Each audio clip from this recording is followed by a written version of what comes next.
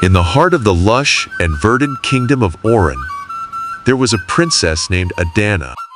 She was renowned for her beauty, intelligence, and charm.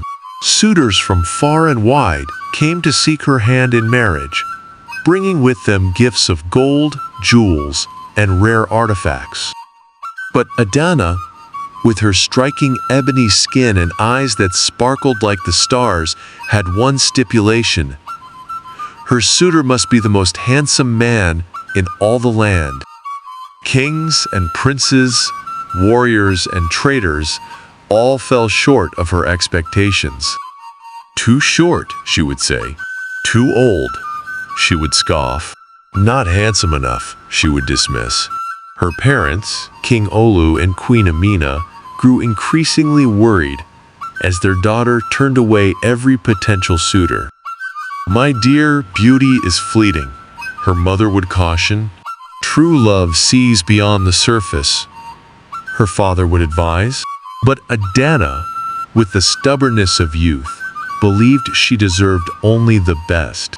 One fateful day, as the kingdom celebrated the annual harvest festival, a tall, strikingly handsome stranger arrived at the palace gates. His skin glowed like polished ebony, his eyes were deep and captivating, and his smile could melt the hardest of hearts. He introduced himself as Eze, a prince from a distant land. Princess Adanna was immediately smitten. "He is perfect," she thought, her heart fluttering with excitement. Eze's charm and wit enchanted everyone at the festival, but none more so than Adanna. The king and queen, seeing their daughter's happiness, gave their blessings for the union. The wedding was a grand affair, with celebrations that lasted for days. Songs, dances, and feasts marked the joyous occasion. Adanna, adorned in the finest silks and jewels, felt like the happiest woman alive. Eze was everything she had ever wanted: handsome, attentive, and loving. After the celebrations, Eze announced that he would take Adanna to his homeland, a place of untold beauty. The couple set off on their journey, with Adanna eager to see her new home. As they traveled through dense forests and crossed rivers, Adanna noticed a change in Eze. He grew distant and cold, his charming demeanor fading away. As the journey wore on, Princess Adanna's initial excitement began to wane. The handsome prince she had married grew more distant and cold with each passing day. The lush landscapes they traversed turned increasingly desolate, and an eerie silence hung in the air. Adanna couldn't shake the feeling that something was terribly wrong, but she dismissed her fears, convincing herself that this was merely a rough patch in their travels. Eventually, they arrived at a place that sent chills down Adanna's spine. The once vibrant trees were now twisted and gnarled, their branches reaching out like skeletal fingers. The sky was perpetually overcast, casting a dim, ghostly light over the barren land. "Where are we?" Adanna asked, her voice barely a whisper. Eze turned to her, his eyes now cold and devoid of the warmth she had once found so enchanting. "This is my home," he replied, his voice echoing unnaturally in the stillness. Before her eyes, Eze's handsome features began to change. His skin turned ashen, his eyes hollowed, and his smile twisted into a sinister sneer.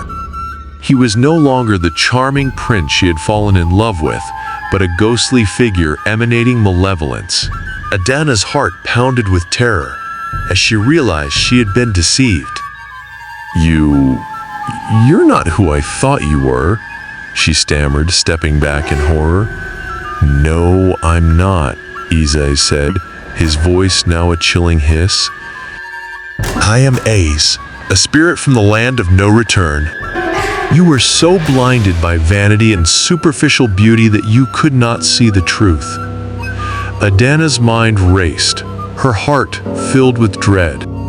She had heard tales of the land of no return, a realm where lost souls wandered aimlessly, trapped for eternity. She had never imagined she would find herself in such a place, deceived by a ghostly being who preyed on her vanity. In the ghostly realm, Eze's true nature was revealed.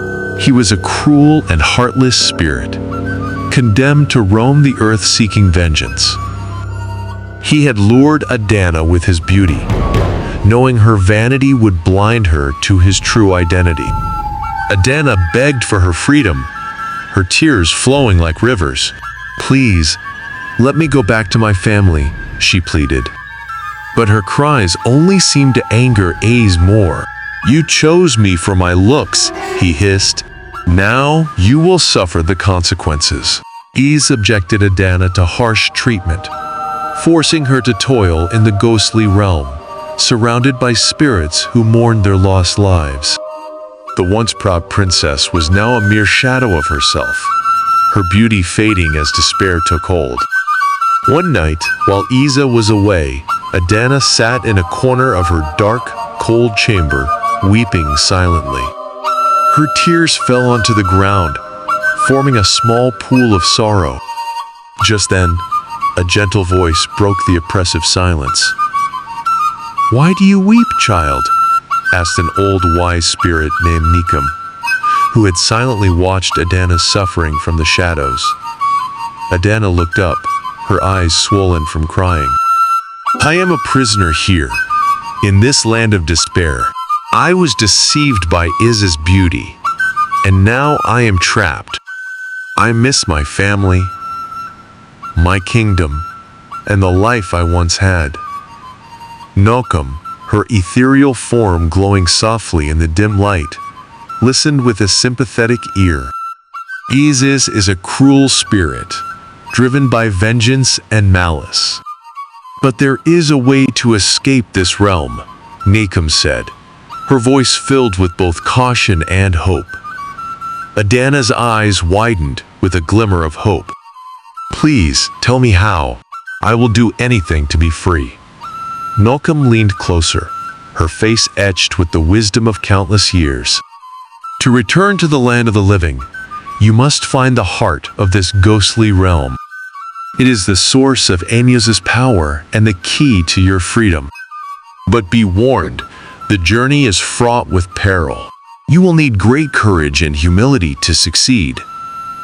Adanna, though frightened, felt a spark of determination ignite within her. "I will do it. I must. But how will I find the heart of the realm?" Nokum nodded approvingly. "The heart of the realm is hidden deep within the darkest part of this world, protected by spirits who will try to deceive and deter you. You must remain steadfast, for only by confronting Eze and breaking the bond of vanity that ties you to him can you be free." Nokum reached out, her translucent hand gently touching Adanna's cheek. "Remember, true strength comes from within.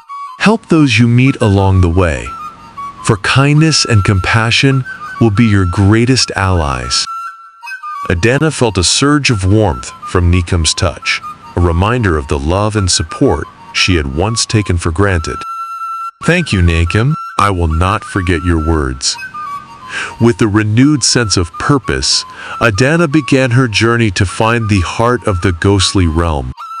The path ahead was shrouded in darkness, but Nokum's guidance gave her hope.